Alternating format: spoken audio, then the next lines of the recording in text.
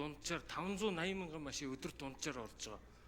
5 сараас өмнө бол 600 гаруй мянган машин, 5 сарын 15-наас хойш нэг 520-30 ингээд дундчлагад нэг 580 мянган машин орж байгаа. 7 хоногт 3 төрлийн зөрчил дээр манай жолооч нар 5 сая зөрчил үлдэж байгаа. Нийтдээ 15 төрлийн зөрчлийг бид нар хиймэл оюуханд код бичиж оруулахаар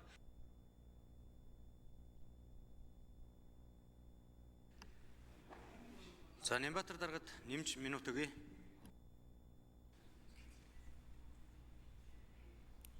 За 7 хоногт дунджаар 3 төрлийн зөрчил дээр 5 сая зөрчлийг манай жолооч нар үлдэж байгаа. Бид нар замын хөдөлгөөний дүрм заасны дагуу 15 төрлийн зөрчлийг бүгдийг одоо код бичиж оруулаад ингээд зөрчлийг тоолох юм бол 7 хоногт одоо 10 хэдэн сая зөрчил үлдэх гэдэг.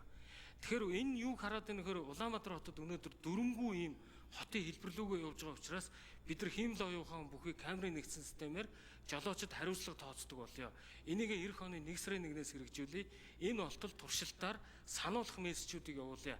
Энэ тохиолдолд замын хөдөлгөөний одоо төгжрөл 20-30% буурна гэдэг ийм статистик тооцоо гарч байгаа. Өөрөөр хэлбэл бүгд дөрмөөрөө явдаг болсон тохиолдолд замын хөдөлгөөний хурд сайжрна, зөрчил багасна, эрчим нэмэгдэнэ гэдэг ийм статистик. Тэр утгаараа энэ нэмэлт өөрчлөлтийг энэ удаа оруулж ирж байгаа.